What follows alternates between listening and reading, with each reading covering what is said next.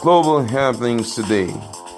We communicate, we analyze global news. Stay tuned.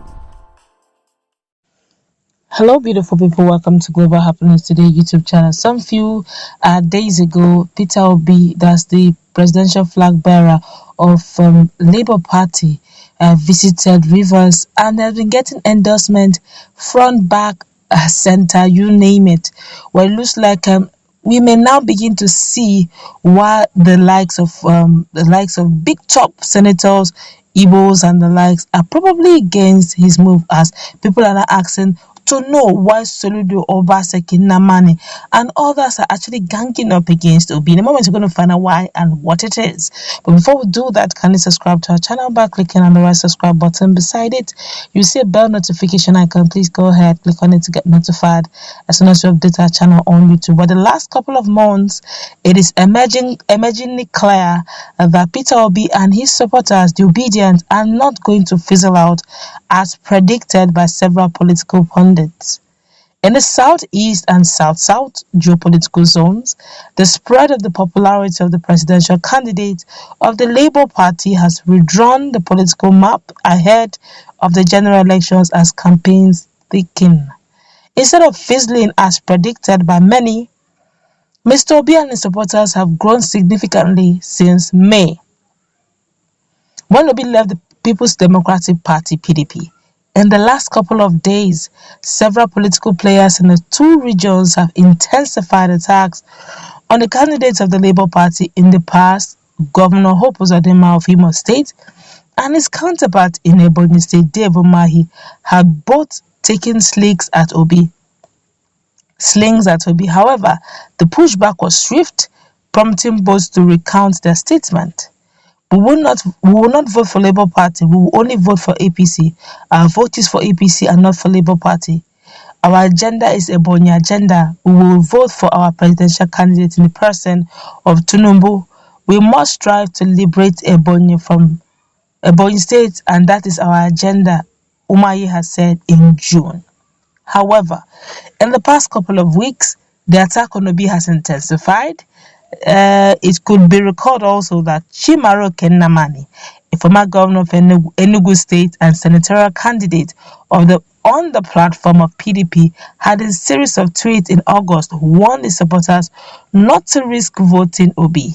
Our party and platform is for PDP. We must stand firm.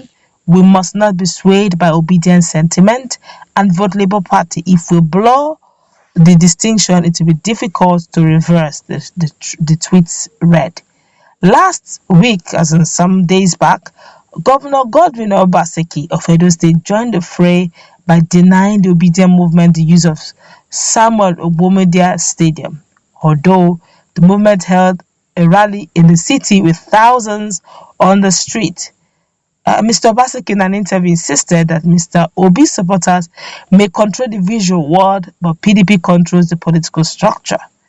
During the week, the biggest attack against the presidency of Obi came from his own state when Governor Charles Soludo of Anambra State launched a fierce attack against him. Soludo even implied that Obi's candidacy is a tactical support for the candidate of the APC, Bola Ahmed Tinubu. Indeed, if I were Asiwaju Tinubu, I would even give Peter Obi money as someone heading one of the departments of his campaign, because Obi is making Tinubu's pathway to victory much easier by indirectly pulling down PDP. It is what it is, he stated. The question now is, why are politicians in the southeast, south-south against Obi? We're going to find out why anyway. The choice of Labour Party and the appeal to the youth pose a significant threat to the established political parties in the regions. Kelechukwu Eniotu, a member of APC in Ebonyi State, told reporters.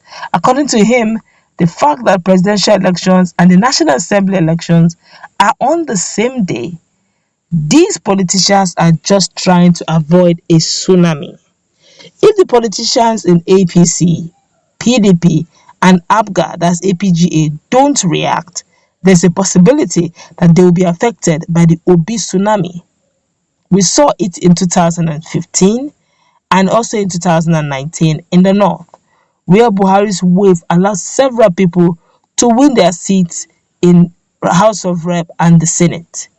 Soludo is believed to be working to reduce the influence of the PDP in the state because since 2015, APGA, that's APGA, has performed poorly at National Assembly elections. In the current Ninth Assembly, APGA has no single senator but has about 3 reps members. This could be attributed to the fact that often APGA does not present candidates for the presidential election. With Victor Omen now in Labour teaming up with Obi, APGA may go into the election fighting against two formidable forces, which is PDP and Labour Party. In Edo State, Governor Obaseki has been in a long battle with Dan Obie, the faction for the control of PDP structure. He was ridiculed by Governor Nyesom Wike for not having control of the delegates at the last PDP presidential primaries. Many believe that most people supporting Obi are people who ordinarily would have voted PDP. If Obi wins Edo State, it could have an effect on senatorial and even the House of Representatives seats. In addition, there is the APC effect in Edo North, where Adams Oshiomhole is on the ballot. Hence, Obaseki and the PDP in Edo will be going up against APC and its former political mentor, Oshiomhole, while the Labour Party is also pulling votes. The same could be said of Enugu State. For the very first time in 1999, Obi's popularity among the youth presents the first serious litmus test for the party, and Chimaroke appears to have been spoked by the political calculations in the state.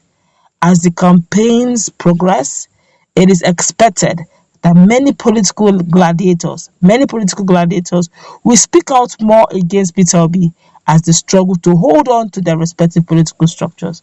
Obi is a tsunami, and those who know.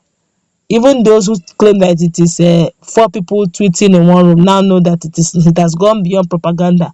The reality is staring us in the face. You see, mammon crowd always cheering Peter Obi. They don't give shishi.